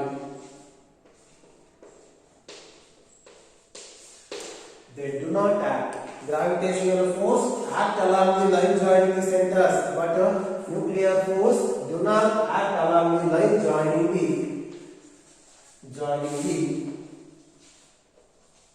centers of nucleons. Centers of nucleons. Nucleus ನ centre join ಮಾಡ್ತೀವಲ್ಲ, along that line force ಆಗ್ತಾ ಇರಲ್ಲ, ಅದಕ್ಕೆ ನಾನ್ ಸೆಂಟ್ರಲ್ ಅಂತ ಕರೀತಾರೆ. ಅದೇ ಮಾಸಸ್ ತಗೊಂಡಾಗ ಗ್ರಾವಿಟೇಷನಲ್ ಫೋರ್ಸ್ ಯಾವಾಗಲೂ ಕೂಡ along the line joining the centres of the masses ಇರುತ್ತೆ. ಇದು along the line joining the nucleus ಇರಲ್ಲ, ಡು ನಾಟ್ ಅಂತ ಹೇಳ್ತಾರೆ. ಅದಕ್ಕೆ ಇದು ನಾನ್ ಸೆಂಟ್ರಲ್. ಗೊತ್ತಿರಬೇಕು, ಇದೆಲ್ಲ ಕೇಳ್ಕೋಬೇಕು, ಎಲ್ಲ ಒಂದು ಕಡೆ ಮಿಕ್ಸ್ ಆಗುತ್ತೆ. ಸೆಂಟ್ರಲ್ ಫೋರ್ಸ್ ಎಕ್ಸಾಂಪಲ್ ಕೊಡಿ ಅಂದ್ರೆ ಯಾರು ಕೊಡ್ತೀರಾ? ಗ್ರಾವಿಟೇಷನಲ್ ಫೋರ್ಸ್ ಕೊಡಬೇಕು, ಅದೇ ಬೆಸ್ಟ್ ಎಕ್ಸಾಂಪಲ್. ಅದೇ ನಾನ್ ಸೆಂಟ್ರಲ್ ಫೋರ್ಸ್ ಒಂದು ಎಕ್ಸಾಂಪಲ್ ಕೊಡಿ, that is called best example nuclear force ಕೊಡಬಹುದು. ಈಗ ಟೋಟಲ್ ನೀವು 7 ಪ್ರಾಪರ್ಟೀಸ್ ಡಿಸ್ಕಸ್ ಮಾಡಿದೀರಾ, ನೀವು ಜಸ್ಟ್ ಮೆನ್ಷನ್ ಅಂದ್ರೆ ಎಕ್ಸ್ಪ್ಲನೇಷನ್ಸ್ ಕೂಡ ಜಾಸ್ತಿ ಇರಲ್ಲ, ಗೊತ್ತಿಲ್ಲ ಅಂತ ಎಷ್ಟು ಬರ್ಕೊಂಡಿದ್ದೀರಾ. ಒಂದ್ಸಲ ರೀಕಾಲ್ ಮಾಡ್ಕೊಂತೀರಲ್ವಾ? ಫಸ್ಟ್ ಒನ್ ಯಾಕೆ ಬರ್ಕೊಂಡಿದ್ದೀರಾ? Nuclear force is strongest force. Second one nuclear force is short range force. Third one nuclear force is ಯಾಕೆ ಬರ್ಕೊಂಡಿದ್ದೀರಾ ನೋಡಿ. Third one, saturated force. Fourth one, charge independent. Fifth, spin dependent. Sixth, exchange force. The last one, non-central force. Just we mention on that. We mention what is charge will depend agile, spin will depend agile, charge will depend ತರ concept ನೀವು confuse ಮಾಡ್ಕೊಂಡು ಇಟ್ಕೊಳ್ಳಿ. Confuse ಆಗಬಾರ್ದು ಅಂದ್ರೆ ನೀವು bracket ಅಲ್ಲಿ ಇರೋದನ್ನ ಓದಿರ್ಬೇಕು, ಅವಾಗ ಗೊತ್ತಾಗುತ್ತೆ ನಿಮ್ಗೆ. ಎಲ್ಲೋ ಒಂದು ಕಡೆ ಮಿಸ್ ಆದ್ರೆ ಗೊತ್ತಾಗುತ್ತೆ. ಕೆಲವರು ಏನ್ ಮಾಡ್ಬಿಡ್ತೀರಾ, ಸ್ಪಿನ್ ಡಿಪೆಂಡೆಂಟ್ ಅಂತ ನಾವು ಬರ್ಸಿ ಇಂಡಿಪೆಂಡೆಂಟ್ ಅಂತ ಬರೀತೀರಾ ಅಂತ. ಅದಕ್ಕೆ ಎಕ್ಸ್ಪ್ಲನೇಷನ್ಸ್ ಗೊತ್ತಿದ್ರೆ ಥಿಂಕ್ ಮಾಡ್ಬೋದು. ಸರ್ ಹೇಳಿದ್ರು ಸ್ಪಿನ್ ಡೈರೆಕ್ಷನ್ ಚೇಂಜ್ ಆದ್ರೆ ಫೋರ್ಸ್ ಚೇಂಜ್ ಆಗುತ್ತೆ, ಕರೆಕ್ಟ್. ಅಲ್ಲಿ dependent, spin dependent. But charge ಇಲ್ಲಿ ಇಲ್ಲ, ನಿಮಗೆ ಫೋರ್ಸ್ ಅಷ್ಟೇ ಇರುತ್ತೆ. ಹಾಗಾಗ್ಬಿಟ್ಟು ಚಾರ್ಜ್ ಇಂಡಿಪೆಂಡೆಂಟ್ ಆ ತರ ಕನ್ಕ್ಲೂಷನ್ಸ್ ಇರುತ್ತೆ ನಿಮಗೆ. ಹಾಗಾಗ್ಬಿಟ್ಟು ನೀವು ಆ ಬ್ರಾಕೆಟ್ ಅಲ್ಲಿ ಇರೋದು ಓದ್ಕೋಬೇಕಾಗಿರುತ್ತೆ. Next we will go for the next concept. ಇಲ್ಲಿಂದ ನಿಮಗೆ ಫಾರ್ಮುಲಾಸ್ ಲಿಸ್ಟ್ ಮಾಡ್ತಾ ಹೋಗ್ತೀನಿ. ಬಹಳ ಇಂಪಾರ್ಟೆಂಟ್ ಪ್ರಾಬ್ಲಮ್ಸ್ ಗಳ ಚಾನ್ಸ್ ಇರುತ್ತೆ ಈ ಕಾನ್ಸೆಪ್ಟ್ ಮೇಲೆ. ಹೆಡಿಂಗ್ ಬರ್ಕೊಳ್ಳಿ ಎಲ್ಲರೂ. Mass defect.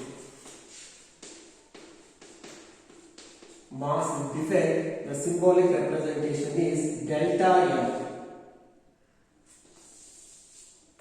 Easy ಇರುತ್ತೆ ಕಾನ್ಸೆಪ್ಟ್ಸ್, ಕರೆಕ್ಟ್ ಕ್ಯಾಚ್ ಮಾಡ್ಕೋಬೇಕು. ನಾವು ನಿಮಗೆ ಪ್ರಾಬ್ಲಮ್ ಅಲ್ಲಿ ಸಿಂಪ್ಲಿಫಿಕೇಶನ್ ತಗೊಳ್ಳೋ ಫಾರ್ಮುಲಾಸ್ ಯಾವ ತರ ತಗೋಬೇಕು, ಕಾನ್ಸೆಪ್ಟ್ ಅರ್ಥ ಮಾಡ್ಕೋಬೇಕು. ಅವಾಗ ಮುಂದೆ ಗೊತ್ತಾಗ್ತದೆ ಫಾರ್ಮುಲಾಸ್ ಚೂಸ್ ಮಾಡಬೇಕಾದ್ರೆ. ಇಲ್ಲಿ ಡಿಫೆಕ್ಟ್ ಅನ್ನು ನೀವು ಥಿಂಕ್ ಮಾಡಿ. ದೇರ್ ಇಸ್ ಸಮ್ ಲಾಸ್ ಅಂತ ಜನರಲಿ ನಾವು ಹೇಳ್ತೀವಿ. ಅಲ್ಲಿ ಏನೋ ಒಂದು ಮಿಸ್ ಆಗಿದೆ. ಜನರಲ್ ಡಿಫೆಕ್ಟ್ ಅಂದ್ರೆ ಮಿಸ್ಸಿಂಗ್ ಅಂತ. ಯಾವ ಮಿಸ್ ಆಗಿದೆ? ಮಾಸ್. ಇಷ್ಟೇ ಅರ್ಥ. ಮಾಸ್ ನಮಗೆ ಲಾಸ್ ಆಗಿದೆ, ಮಾಸ್ ಮಿಸ್ ಆಗಿದೆ ಅನ್ನೋದನ್ನ ಇಲ್ಲಿ ಐಡೆಂಟಿಟಿ ಮೀನ್ಸ್ ಇಂಡಿಕೇಟ್ ಮಾಡ್ತಾ ಇದೆ. ಇವಾಗ ಈ ಒಂದು ವರ್ಡ್ ಮಾಸ್ ಡಿಫೆಕ್ಟ್ ಅನ್ನೋದು ಯಾಕೆ ಡಿಫೆಕ್ಟ್ ಆಗಿದೆ, ಎಲ್ಲಾಗಿದೆ, ಅದನ್ನ ಹೆಂಗೆ ಕ್ಯಾಲ್ಕುಲೇಟ್ ಮಾಡ್ತೀವಿ, ಅದು ಎಲ್ಲಿ ಹೋಯ್ತು ಅನ್ನೋದನ್ನ ನಾನು ಎಕ್ಸ್ಪ್ಲೈನ್ ಮಾಡಿದೆ ಈ ಕ್ಲಾಸ್. ಒಂದು 10 minutes ಅಲ್ಲಿ ಕಾನ್ಸೆಪ್ಟ್ ಮುಗಿಸಿ ನನ್ನ ಚಾಪ್ಟರ್ ಮೀನ್ಸ್ ಈ ಒಂದು ವಿಡಿಯೋ ಕ್ಲಾಸ್ನ ಕ್ಲೋಸ್ ಮಾಡ್ತೀನಿ. ನೆಕ್ಸ್ಟ್ ಕ್ಲಾಸ್ ಬರ್ಬೇಕಾದ್ರೆ ಇನ್ನೂ ನೀವು ರೆಡಿ ಆಗಿರ್ಬೇಕು. ಹಿಂದಿನ ಅವಾಗ ಈಸಿ ಆಗುತ್ತೆ. ಫಸ್ಟ್ ಹೇಳ್ತೀನಿ ನೋಡಿ ಕಾನ್ಸೆಪ್ಟ್. ಮಾಸ್ ಡಿಫೆಕ್ಟ್ ಅಂದ್ರೆ ಏನು? Students, you know that the nucleus is formed due to the nucleons, due to the combination of the nucleons, that is either both the proton and neutrons combine to form the nucleus. ಈಗ nucleus formation ಆಗಿದೆ, correct. ಯಾವ್ದ್ರಿಂದ ಆಗಿದೆ ಅಂತ ನಿಮಗೆ ಗೊತ್ತಾಗ್ತದೆ. Example, protons ಇದೆ, neutrons ಇದೆ, ಅವೆರಡು add ಆಗಿ ನಮಗೆ ನ್ಯೂಕ್ಲಿಯಸ್ ಬಂದಿದೆ.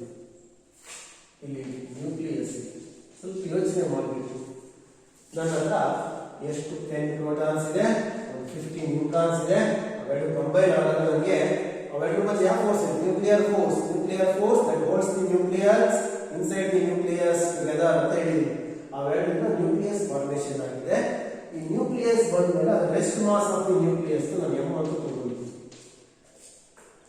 ಎಂ ಅಂದ್ರೆ rest mass of the nucleus. After the formation of the nucleus ನನಗೆ ಏನು ನ್ಯೂಕ್ಲಿಯರ್ ಮಾಸ್ ಬರುತ್ತಲ್ಲ, nucleus is the rest mass of the nucleus. Nucleus already ಬಂದಿದೆ. ಹೆಂಗ್ ಬರುತ್ತೆ?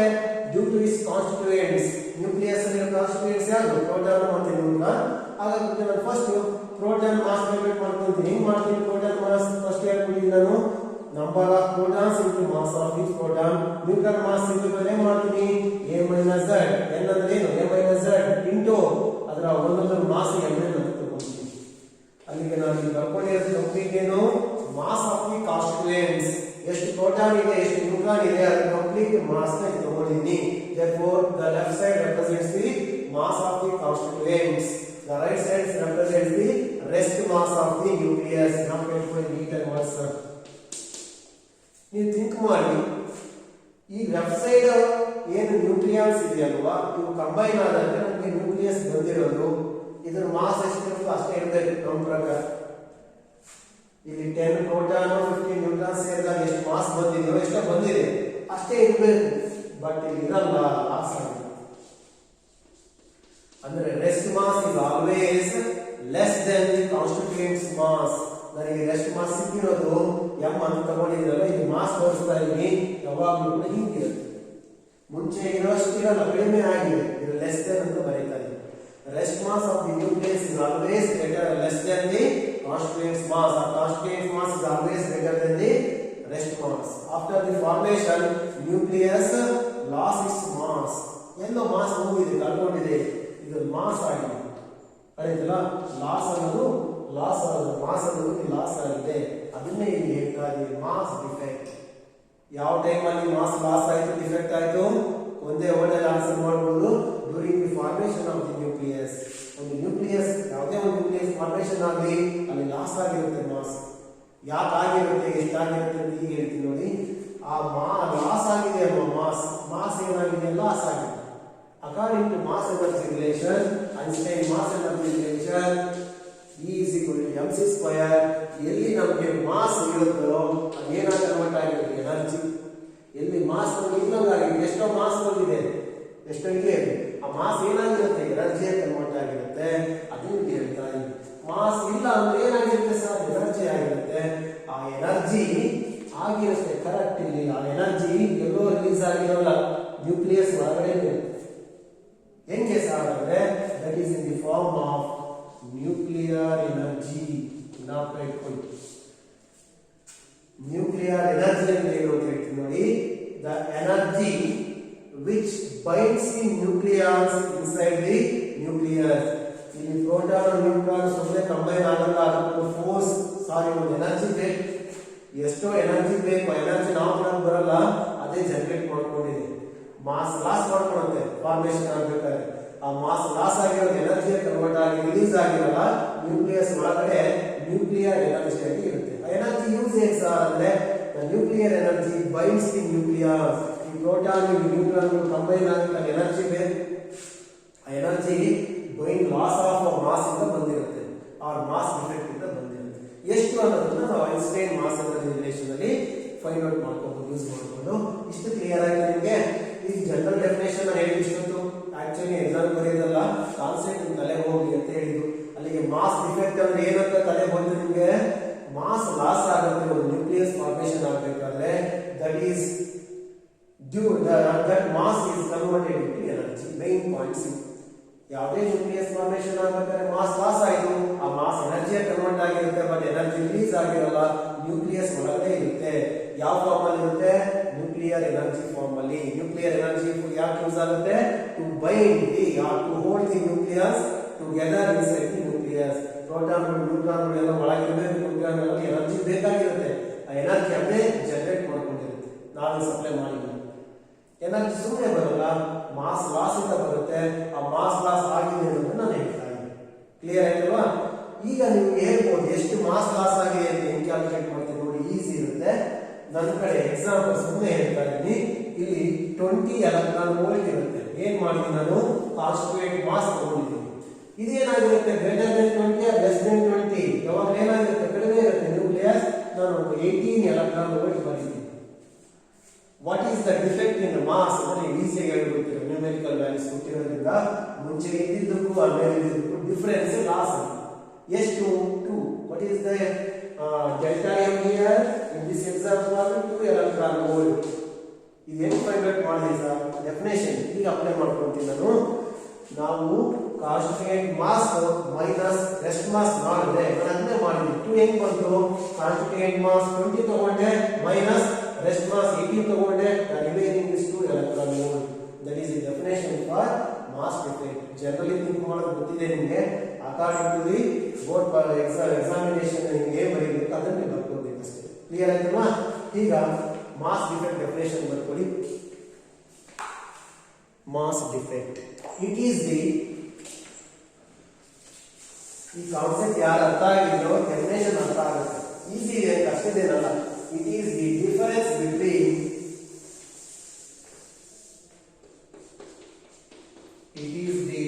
difference between mass of ಜಾಸ್ತಿ ಫಸ್ಟ್ ಬರೀಬೇಕಲ್ವಾ? ಯಾವ ಜಾಸ್ತಿ ಅಂತ ನಮಗೆ ಲೆಫ್ಟ್ ಸೈಡ್ ಏನು ಬರ್ಕೊಂಡಿದ್ದೆ ನಾನು? Mass of constituents. mass of constituents ZdP plus A minus Z into Mn ಅನ್ನೋದೇ constituent mass. The difference between mass of constituents and rest mass. Finally formation ಆಗಿರುತ್ತಲ್ಲ ನ್ಯೂಕ್ಲಿಯಸ್, ಅದರ ಮಾಸ್ ನೇ rest mass. Rest mass of the nucleus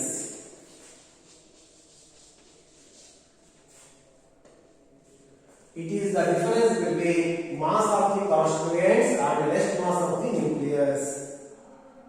Next time ಬರ್ಕೋಬಹುದು ನಾವು mass defect. ಇದರ complete ಆಗಿ ಬರ್ಕೋಬಿಡಿ. mass defect is equal to symbolic representation. Last ಗೆ ಮಾಡೋದು first ಬರ್ಕೊಂಡು ಏನು ತಗೋಬೇಕು? ನನಗೆ mass defect 2 ಎಲೆಕ್ಟ್ರಾನ್ ವೋಲ್ಟ್ ಹೆಂಗ್ ಸಿಕ್ತು? ಡಿಫರೆನ್ಸ್ ತಗೋಬೇಕು. ಯಾವ್ಯಾವ ತಗೋಬೇಕು? ಜಾಸ್ತಿ ಇರೋದು ಯಾವುದು? Mass of constituents minus mass of constituents minus ಏನ್ ತಗೋಬೇಕು? Mass of rest mass. Mass means here rest mass minus rest mass of nucleus. Rest mass of the constituent minus rest mass of the nucleus. Therefore, the symbolic representation of the mass defect is delta m. Mass defect clear ಅರ್ಥ ಆಗ್ತದೆ ನಿಮಗೆ. Loss ಆಗಿರೋದು ಎಷ್ಟು ಅಂತ calculate ಮಾಡ್ತಾ ಇಲ್ಲ, ಅಷ್ಟೇ ಏನಿಲ್ಲ. ಮಾಸ್ ಆಫ್ ದಿ ಕಾನ್ಸ್ಟಿಟ್ಯೂಯೆಂಟ್ಸ್ ಅಂದ್ರೆ ಏನು? ಪ್ರೋಟಾನ್ ಮತ್ತೆ ನ್ಯೂಟ್ರಾನ್ ಮಾಸ್ ಎಲ್ಲರೂ ತಗೋಬೇಕು. ಹೆಂಗ್ ತಗೊಂತೀರಾ ಅಂತ ಗೊತ್ತಿದೆ ನಿಮಗೆ. Z into mp plus a minus z into ml. ಈಗ ನನಗೆ ಕಾನ್ಸ್ಟಿಟ್ಯೂಯೆಂಟ್ಸ್ ಎಷ್ಟಿದೆ ಅದರ complete mass equal minus right side ಅಲ್ಲಿ ನ್ಯೂಕ್ಲಿಯಸ್ ಫಾರ್ಮೇಷನ್ ಆಗಿದೆ ಅಲ್ವಾ, ಅದರ ಮಾಸ್ ಇದೆ, ಅದನ್ನ ಏನಂತ ತಗೊಂತೀವಿ ಅಂದ್ರೆ m. ಡೆಲ್ಟಾ m ಬೇರೆ m ಬೇರೆ. ಡೆಲ್ಟಾ m ಅಂದ್ರೆ ಲಾಸ್ ಇನ್ ಮಾಸ್, ಬಹಳ ಕಡಿಮೆ ಇರುತ್ತೆ, ಬಹಳ ಅಲ್ಲ, ಅದಕ್ಕೆ ಡೆಲ್ಟಾ ದಿಂದ ರೆಪ್ರೆಸೆಂಟ್ ಮಾಡ್ತೀವಿ. ಆ ಕಡಿಮೆ ಕೂಡ ಕನ್ಸಿಡರ್ ಆಗುತ್ತೆ, ಅದಾಯ್ತವಾ? ಆ ಕಡಿಮೆ ಮಾಸ್ ಇರೋದು ಎನರ್ಜಿಯ ಕನ್ವರ್ಟ್ ಆಗುತ್ತೆ. ಆ ಎನರ್ಜಿ ನ್ಯೂಕ್ಲಿಯಸ್ ಒಳಗೆ in the form of nuclear energy that holds the nucleons together inside the nucleus. ಯಾಕೆ ರಿಪೀಟೆಡ್ ಆಗಿ ಹೇಳ್ತಾ ಇದ್ದೀನಿ ಅಂದ್ರೆ ಆ ಡೆಫಿನೇಷನ್ ಇಂಪಾರ್ಟೆಂಟ್ ಆಗುತ್ತೆ. What is meant by nuclear energy ಅಂತ ಕೇಳಬಹುದು ಮುಂದೆ. ಕ್ಲಿಯರ್ ಆಯ್ತು ಎಲ್ಲರಿಗೂ? ಈಗ ನಾವು ಇಷ್ಟನ್ನು ತಗೊಂಡಿರೋದು ಯಾವುದಕ್ಕೆ ಎಕ್ಸ್ಪ್ರೆಷನ್? ಇದು ಮಾಸ್ ಡಿಫೆಕ್ಟ್ ಅಲ್ವಾ? ಈಗ ಲಾಸ್ ಆಗಿದೆ ಅಂತ ಗೊತ್ತಾಯ್ತು. ಈ ಲಾಸ್ ಆಗಿರೋದು ಏನಾಗುತ್ತೆ ಸರ್ ಅಂದ್ರೆ ಐನ್ಸ್ಟೈನ್ ಪ್ರಕಾರ ಎನರ್ಜಿ ಕನ್ವರ್ಟ್ ಆಗುತ್ತೆ. ಎನರ್ಜಿ ಎಲ್ಲಿರುತ್ತೆ? ನ್ಯೂಕ್ಲಿಯಸ್ ಒಳಗೆ. ರಿಲೀಸ್ ಏನು ಆಗಲ್ಲ, ನ್ಯೂಕ್ಲಿಯಸ್ ಒಳಗೆ ಇರುತ್ತೆ. ನೆಕ್ಸ್ಟ್ ಒಂದು ಲೈನ್ ಬರ್ಕೊಳ್ಳಿ, please write down. This loss of mass, this loss of mass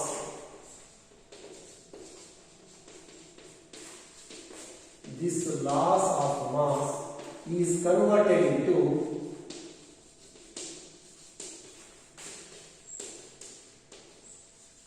this loss of mass is converted into energy. Energy comma ಸರಿ, ಎನರ್ಜಿ ಕನ್ವರ್ಟ್ ಆಯ್ತು. ಸರಿ, ಮತ್ತೆ ಏನಾಗುತ್ತೆ ಎನರ್ಜಿ ಕನ್ವರ್ಟ್ ಆಗಿರೋದು? which binds, ನೋಡ್ಕೊಳ್ಳಿ, ಎನರ್ಜಿ ಕನ್ವರ್ಟ್ ಆಗದೆ ರಿಲೀಸ್ ಆಗಲ್ಲ. ಎನರ್ಜಿ ಏನಕ್ಕೆ ಯೂಸ್ ಆಗ್ತಾ ಇದೆ? ಏನಕ್ಕೆ? which binds the nucleons, proton neutrons ನ ಬೈಂಡ್ ಮಾಡ್ತದೆ ಆ energy. nucleons together inside the nucleus. ನೋಡಿ ಎಷ್ಟು ಈಸಿ ಕಾನ್ಸೆಪ್ಟ್ ಇದೆ, ಅರ್ಥ ಆಗುತ್ತೆ, ನೀಟಾಗಿ ಅರ್ಥ ಆಗಬೇಕು ನಿಮ್ಮ ಕೈಯಿಂದ. ಅವಾಗ ಮಾತ್ರ ಒಂದು ಸ್ಟೆಪ್ ಅರ್ಥ ಆಗ್ತಾ ಬರಬೇಕು ನಿಮಗೆ. ಈಕ್ವೇಶನ್ ಕೂಡ ಅಡಿಷನ್ ಆಗಿ ನಿಮಗೆ ಇನ್ಕ್ರೀಸ್ ಆಗ್ತಾ ಹೋಗ್ತಾ ಇರುತ್ತೆ. ಲಾಸ್ ಆಗಿದೆ, ಡಿಫೆಕ್ಟ್ ಆಗಿದೆ, ಮಾಸು ಡೆಲ್ಟಾ ಎಂ ಬಂದಿದೆ, ಅದೇನಾಗಿದೆ? ಎನರ್ಜಿ ಆಗಿದೆ. Einstein energy relation E = mc² formula use ಮಾಡ್ತೀನಿ ನನಗೆ. ಸರಿ, ಎನರ್ಜಿ ಬಂತು ನನಗೆ. ಆ ಎನರ್ಜಿ ಏನಾಗುತ್ತೆ ಸರ್? ರಿಲೀಸ್ ಆಗುತ್ತೆ ಆಗಲ್ಲ. ನ್ಯೂಕ್ಲಿಯಸ್ ಒಳಗಡೆ ನ್ಯೂಕ್ಲಿಯಸ್ ನ ಹೋಲ್ಡ್ ಮಾಡೋದಕ್ಕೆ, ಬೈಂಡ್ ಮಾಡೋಕ್ಕೆ ಯೂಸ್ ಆಗುತ್ತೆ. ಕ್ಲಿಯರ್ ಆಯ್ತಲ್ವಾ? ಈಗ ನೆಕ್ಸ್ಟ್ ಕಾನ್ಸೆಪ್ಟ್ ಹೋಗ್ತಾ ಇದ್ದೀನಿ, ಲಿಂಕಿಂಗ್ ಕಾನ್ಸೆಪ್ಟ್ ಇದು, ಅದನ್ನು ಮಾಡಿ ನಾನು ಈಗ ಕಂಪ್ಲೀಟ್ ಮಾಡ್ತೀನಿ ವಿಡಿಯೋನ. Next concept is by nuclear binding energy.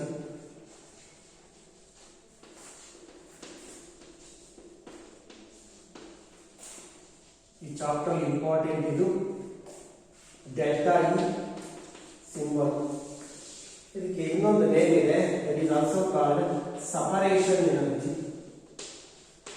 ಯಾವ ವರ್ಡ್ ಕೂಡ ನೀವು ನೆಗ್ಲೆಕ್ಟ್ ಮಾಡಬಾರ್ದು. ಸಮಟೈಮ್ಸ್ ಅವ್ರಿಗೆ ಸಪರೇಷನ್ ಎನರ್ಜಿ ಅಂತ ಕೊಟ್ಟಾಗ ನಿಮ್ಗೆ ಅರ್ಥ ಆಗಿರ್ಬೇಕು. That is called binding energy ಅಂತಲೇ. Nuclear binding energy or separation energy. Alternative words ಇದೆ ಇಲ್ಲಿ, ಆಲ್ಟರ್ನೇಟ್ ಡೆಫಿನೇಷನ್ಸ್ ನೀವು ಬರೀಬಹುದು. ಎರಡು ಡೆಫಿನೇಷನ್, ಎರಡು ತರ ಡೆಫಿನೇಷನ್ ಬರೀಬಹುದು. ನಾನು ಆಲ್ರೆಡಿ ಹೇಳ್ತಾ ಇದ್ದೀನಿ, ಕರೆಕ್ಟ್ ಆಗಿ ನೀವು ತಗೊಳ್ಳಿ.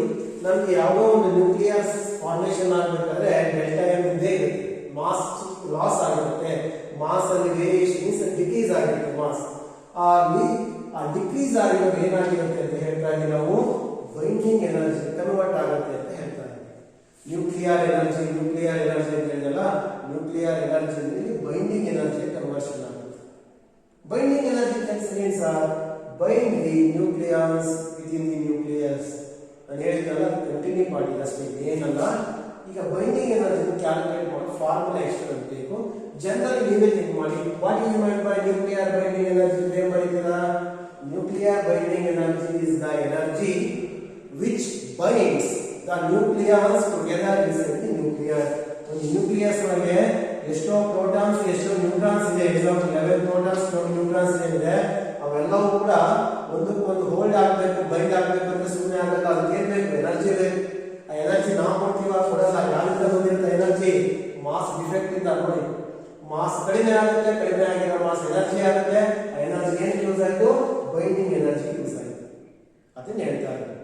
ಈ ಬೈಂಡಿಂಗ್ ಎನರ್ಜಿ ಅಂದ್ರೆ ಏನು ಅಂದ್ರೆ, it is the energy which binds the nucleus together inside the nucleus. ಅರ್ಥಾಯ್ತಲ್ವಾ? That energy is found during the conversion of mass or ಮೊದಲು ಮಾಸ್ ಡಿಫೆಕ್ಟ್ ಅಂತ ಹೇಳ್ತೀವಿ. ಮಾಸ್ ಡಿಫೆಕ್ಟ್ ಇಂದ ಬಂದಿರುತ್ತೆ ಅಂತ. ಮತ್ತೆ ಇಲ್ಲಿ ಏನೋ ಹೇಳ್ತಾ ಇದ್ದಿಲ್ಲ, ಸಪರೇಷನ್ ಎನರ್ಜಿ ಅಂತ ಹೇಳಿದ್ರೆ ಇದನ್ನ ಇನ್ನೊಂದು ಡೆಫಿನೇಷನ್ ಇದಕ್ಕೆ. ಸಪರೇಷನ್ ಎನರ್ಜಿ ಅಂದ್ರೆ ಏನು ಅಂದ್ರೆ, ನಿಮ್ಮ ಹತ್ರ ಒಂದು ನ್ಯೂಕ್ಲಿಯಸ್ ಇದೆ ಅಲ್ವಾ? ಎಷ್ಟಿದೆ? ನಮ್ಮ ಎಕ್ಸಾಂಪಲ್ ಅಲ್ಲಿ 11 ಪ್ರೋಟಾನ್ಸ್ ಮತ್ತೆ 12 ನ್ಯೂಟ್ರಾನ್ಸ್ ಎಲ್ಲ ಕಂಬೈನ್ ಆಗಿದೆ. ಅದಾಯ್ತಲ್ಲ, ಇದನ್ನ ಸಪರೇಟ್ ಮಾಡಬೇಕು. ನಾವು ಏನ್ ಮಾಡಬೇಕು ಅಂದ್ರೆ, ಇದನ್ನ ಸ್ಪ್ಲಿಟ್ ಮಾಡಬೇಕು. ಕೊಟ್ಟಿರೋ ನ್ಯೂಕ್ಲಿಯಸ್ ಸ್ಪ್ಲಿಟ್ ಮಾಡಿದ್ರೆ ಅದೇನಾಗುತ್ತೆ ಅಂದ್ರೆ, ಪ್ರೋಟಾನ್ಸ್ ಮತ್ತೆ ನ್ಯೂಟ್ರಾನ್ಸ್ ಆಗಿ, ನೋಡಿ ಪ್ರೋಟಾನ್ ನ್ಯೂಟ್ರಾನ್ ಕಂಬೈನ್ ಆಗಿ ನ್ಯೂಕ್ಲಿಯಸ್ ಇದೆ. ಇದು ನ್ಯೂಕ್ಲಿಯಸ್. ಆ ನ್ಯೂಕ್ಲಿಯಸ್ ನ ಸ್ಪ್ಲಿಟ್ ಮಾಡಿದಾಗ ಅದೇನಾಗುತ್ತೆ? ಪ್ರೋಟಾನ್ಸ್ ಎಲ್ಲ ಒಂದು ಕಡೆ, ನ್ಯೂಟ್ರಾನ್ಸ್ ಎಲ್ಲ ಒಂದು ಕಡೆ, ಅದು ಡಿವೈಡ್ ಆಗುತ್ತೆ.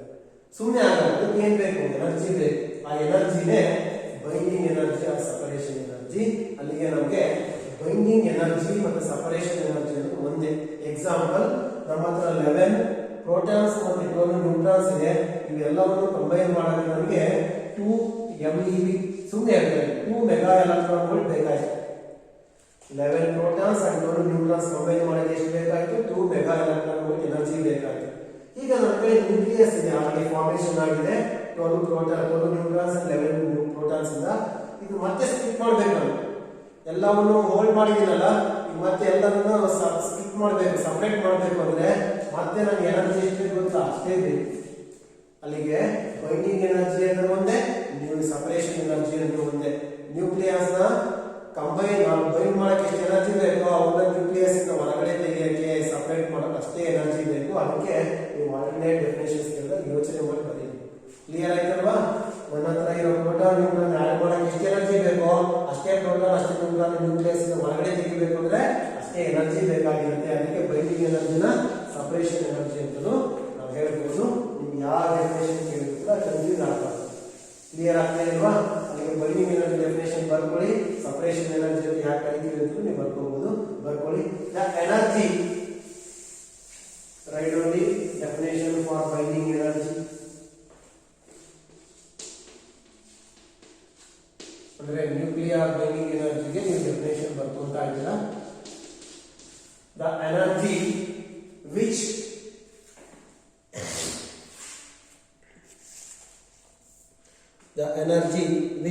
binds the nucleus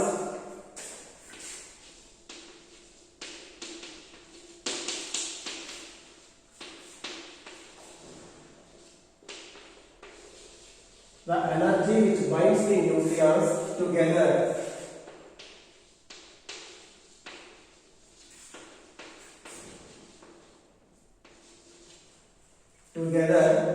within the nucleus is called binding energy. The energy which binds the nucleus together inside the nucleus is called binding energy. Clear? ಅರ್ಥ ಮಾಡ್ಕೊಳ್ಳಿ. ಬೈಂಡಿಂಗ್ ಎನರ್ಜಿ ಏನಕ್ಕೆ ಬೇಕಾಯ್ತು? ನ್ಯೂಕ್ಲಿಯಸ್ ನ ಬೈಂಡ್ ಮಾಡಕ್ ಬೇಕಾಯ್ತು. ಅದು ಯಾವುದರಿಂದ ಬಂದಿತ್ತು ಅಂತ ಮೇಲೆ ಬರ್ಕೊಂಡಿದ್ದೀರಾ? Mass defect or loss of mass ಅಂತ ಬಂದಿದೆ ಅಂತ ಹೇಳ್ತಾ ಇದ್ದೀನಿ. ಈ ಬೈಂಡಿಂಗ್ ಎನರ್ಜಿ ಅಷ್ಟೇ ಒಂದು ನ್ಯೂಕ್ಲಿಯಸ್ ಆಲ್ರೆಡಿ ನಿಮ್ ಕಡೆ ಇದೆ, ಅಲ್ಲಿರೋ ನ್ಯೂಕ್ಲಿಯಸ್ ತೆಗೀರಿ ಅಂದ್ರೆ ಏನ್ ಮಾಡ್ತೀವಿ? ಅದನ್ನ ಸಪರೇಷನ್ ಎನರ್ಜಿ ಅಂತ ಕರಿತೀವಿ. ಆಯ್ತಲ್ವಾ? ಒಂದು ಎಕ್ಸಾಂಪಲ್ ರಿವರ್ಸ್ ಆಗಿ ಮಾಡೋಣ. ಒಂದು 5 ಪ್ರೋಟಾನ್ಸ್ ಇದೆ ನನ್ನ ಹತ್ರ, ಒಂದು 6 ನ್ಯೂಟ್ರಾನ್ಸ್ ಇದೆ. ಇವೆರಡನ್ನು ಕಂಬೈನ್ ಮಾಡೋಕೆ ಎನರ್ಜಿ ಬೇಕಾಗುತ್ತೆ, ಅದನ್ನ ಬೈಂಡಿಂಗ್ ಎನರ್ಜಿ ಅಂತ ಕರಿತೀವಿ. ಕರೆಕ್ಟ್ ಅಲ್ವಾ? ಪ್ರೋಟಾನ್ ನ್ಯೂಟ್ರಾನ್ ಕಂಬೈನ್ ಮಾಡಿ ನನಗೆ ಎನರ್ಜಿ ಬೇಕು ನ್ಯೂಕ್ಲಿಯಸ್ ಫಾರ್ಮೇಷನ್ ಗೆ ಬೈಂಡಿಂಗ್ ಎನರ್ಜಿ ಅಂತ. ನೆಕ್ಸ್ಟ್ ಇವು ಫಸ್ಟ್ ಪರ್ಸನ್. ಸೆಕೆಂಡ್ ಪರ್ಸನ್ ಏನ್ ಮಾಡ್ತಾರೆ, ಆಲ್ರೆಡಿ ಅವ್ರ ಹತ್ರ ನ್ಯೂಕ್ಲಿಯಸ್ ಇದೆ ಅಲ್ವಾ, ಅದನ್ನ ಸ್ಪ್ಲಿಟ್ ಮಾಡಕ್ ಹೇಳ್ತೀನಿ. ಅಂದ್ರೆ ಏನ್ ಮಾಡ್ತಾರೆ ಅವರು 5 ಪ್ರೋಟಾನ್ಸ್ ಮತ್ತೆ 6 ನ್ಯೂಟ್ರಾನ್ಸ್ ಸಪರೇಟ್ ಮಾಡ್ತಾರೆ. ಸಪರೇಟ್ ಮಾಡಕ್ಕೆ ಅವ್ರಿಗೆ ಏನ್ ಬೇಕು, ಎನರ್ಜಿ ಬೇಕು. ಆ ಎನರ್ಜಿ ಎಷ್ಟಿರುತ್ತೆ ಅಂದ್ರೆ that is called delta E. ಅಂದ್ರೆ ಬೈಂಡಿಂಗ್ ಅಂಡ್ ಸಪರೇಷನ್ ಎನರ್ಜಿ ಒಂದು ನ್ಯೂಕ್ಲಿಯಸ್ ಯಾವಾಗಲೂ ಒಂದೇ ಇರುತ್ತೆ. ಆಲ್ಟರ್ನೇಟ್ ಡೆಫಿನೇಷನ್ಸ್ ಗೊತ್ತಾದ್ರೆ ಮಾತ್ರ ನಿಮ್ಗೆ ಅರ್ಥ ಮಾಡ್ಕೊಳ್ಳೋ ಈ ರೀತಿ ಬರುತ್ತೆ. ಇನ್ನೊಂದು ಡೆಫಿನೇಷನ್ ಬರ್ಕೊಳ್ಳಿಕ್ಕೆ, ದ ಎನರ್ಜಿ ರಿಕ್ವೈರ್ಡ್, ನೀವು ಯಾವುದನ್ನು ಬರೀಬಹುದು ಎಕ್ಸಾಮ್ ಅಲ್ಲಿ, the energy required to break the nucleus break ಮಾಡ್ತೀವಿ. ಬ್ರೇಕ್ ಮಾಡಿದ್ರೆ ಏನು ಬರುತ್ತೆ, ನಮಗೆ ನ್ಯೂಕ್ಲಿಯಸ್ ಸಪರೇಟ್ ಆಗುತ್ತೆ, ಪ್ರೋಟಾನ್ ನ್ಯೂಟ್ರಾನ್ ಸಪರೇಟ್ ಆಗುತ್ತೆ. The energy required to break the nucleus into its constituents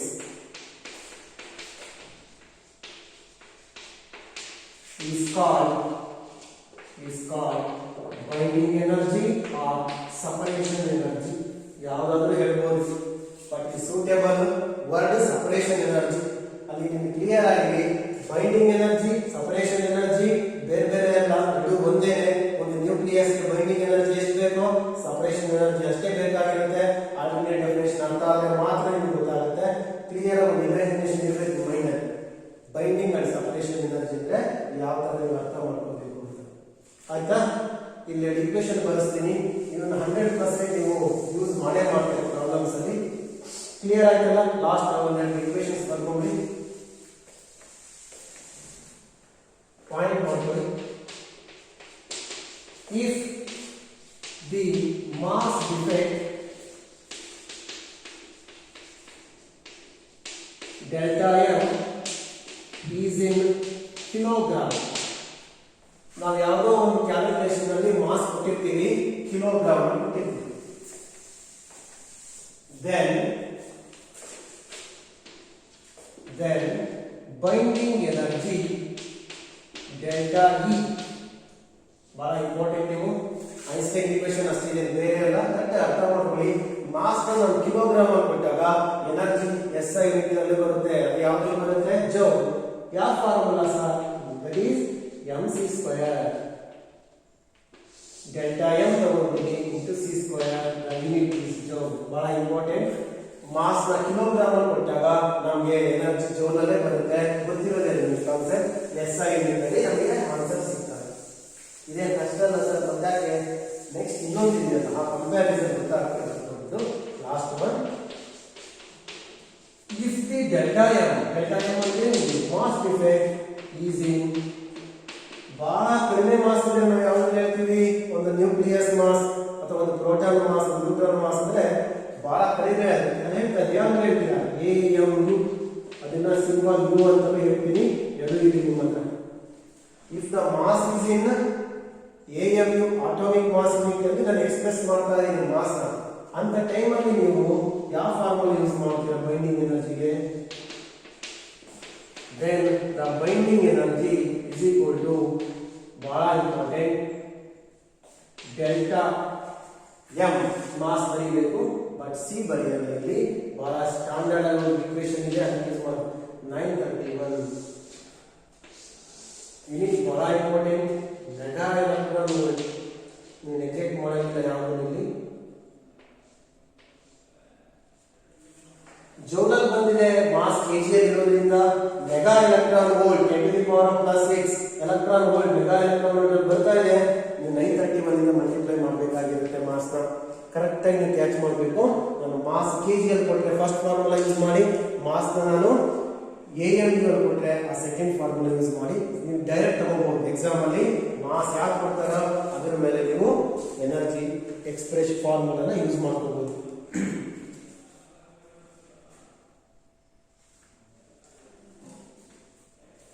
ಆಯ್ತಲ್ಲ, ಬರ್ಕೊಳ್ಳೋದು ಸಾಕು. ಇಷ್ಟನ್ನ ನೀವು ಕರೆಕ್ಟ್ ಆಗಿ ಕ್ಲಾಸ್ ಮಾಡಿದ್ರೆ ನೆಕ್ಸ್ಟ್ ಕಂಟಿನ್ಯೂ ಪಾರ್ಟ್ ಇದೆ.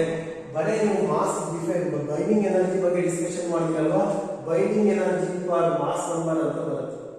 ಅದ್ರ ಮೇಲೆ ಗ್ರಾಫ್ ಡಿಸ್ಕಷನ್ ಇದೆ. ಅದು ನಮ್ಮ ಪೀರಿಯಾಡಿಕ್ ಟೇಬಲ್ ಅಲ್ಲಿ ಎಲ್ಲಾ ಎಲಿಮೆಂಟ್ಸ್ ಗ್ರಾಫ್ ಹಾಕಿದಾಗ ಯಾವ ನೇಚರ್ ಇರೋ ಗ್ರಾಫ್ ಬರುತ್ತೆ. ಬೈಂಡಿಂಗ್ ಎನರ್ಜಿ ಫಾರ್ ನ್ಯೂಕ್ಲಿಯರ್ ಅಂತ ಅದು ನೆಕ್ಸ್ಟ್ ಬಹಳ ಇಂಪಾರ್ಟೆಂಟ್. ನಾವು ಹೆಂಗೆ ನ್ಯೂಕ್ಲಿಯರ್ ರಿಯಾಕ್ಷನ್ಸ್ ಯೂಸ್ ಮಾಡ್ತೀವಲ್ಲ, nuclear fusion and nuclear fusion ಅಂತ, ಅದು ಯಾವ ತರ ಎಲಿಮೆಂಟ್ಸ್ ಸೆಲೆಕ್ಟ್ ಮಾಡ್ಕೋಬೇಕು ಅಂದ್ರೆ ಆ ಗ್ರಾಫ್ ಅಲ್ಲೇ ಗೊತ್ತಾಗುತ್ತೆ. ಅದು ನೆಕ್ಸ್ಟ್ ಕ್ಲಾಸ್ ಅಲ್ಲಿ ಎಕ್ಸ್ಪ್ಲೇನ್ ಮಾಡ್ತೀನಿ. Thank you students. ಇಷ್ಟನ್ನ ರಿಪೀಟೆಡ್ ಆಗಿ ರಿಕಾಲ್ ಮಾಡ್ಕೊಂಡು ಬಂದ್ರೆ ನೀವು ಇಷ್ಟನ್ನು ಮಾಡ್ಕೊಂಡ್ರೆ ಮಾಡ್ತೀವಿ ಸೈಕಲ್. ನೀವು ಮುಂಚಿನ ಮಾತ್ರ ಅರ್ಥ ಮಾಡ್ಕೊಂಡ್ರೆ ನೆಕ್ಸ್ಟ್ ಹೋಗ್ಬೋದು. ಇಲ್ಲ ಅಂದ್ರೆ ಯಾರಿಗೆ ನೋಡ್ಕೊಳ್ಳಿ ಮಾಸ್ ಇಫೆಕ್ಟ್ ಗೊತ್ತಿಲ್ಲ, ಅವ್ರಿಗೆ ಬೈಂಡಿಂಗ್ ಎನರ್ಜಿ ಕಾನ್ಸೆಪ್ಟ್ ಗೊತ್ತಾಗಲ್ಲ. ಬೈಂಡಿಂಗ್ ಎನರ್ಜಿ ಕಾನ್ಸೆಪ್ಟ್ ಗೊತ್ತಾಗಿಲ್ಲ ನೆಕ್ಸ್ಟ್ ಕ್ಲಾಸ್ ಮಾಡಿ ಯಾವ ಕಾನ್ಸೆಪ್ಟ್ ಅರ್ಥ ಆಗಲ್ಲ. ಅದಕ್ಕೆ ಓದ್ಕೊಳ್ಳಿ, ನಿಮಗೆ ಬಹಳ ಟೈಮ್ ಇರುತ್ತೆ, ನೋಟ್ಸ್ ಮಾಡ್ಕೊಂಡು ಓದ್ಕೊಳ್ತಾರೆ. Thank you students.